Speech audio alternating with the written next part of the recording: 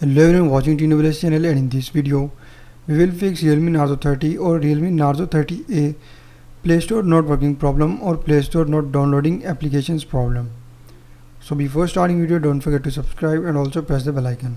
So if you are facing Play Store not downloading apps or Play Store not working problem in Realme Narzo 30 or Narzo 30A, so first of all you just need to open settings. So first just tap on settings and then go to apps and just follow every single step as I'm showing you in this video.